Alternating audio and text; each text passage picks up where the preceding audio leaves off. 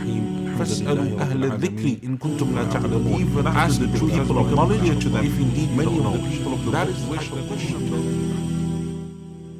If Allah Azza wa Jalla had wished, there would have been no Iblis. There would have been no one to tempt creation. There would have been no evil created in the Allah subhanahu wa ta'ala says that He controls everything. So He can do as He pleases. He can legislate what He pleases subhanahu wa ta'ala. He can change whatever He pleases. What He wants to make obligatory will be obligatory. What He wants to prohibit will be prohibited. So the people that worship the moon will follow the moon. The people that worship idols will follow the idol.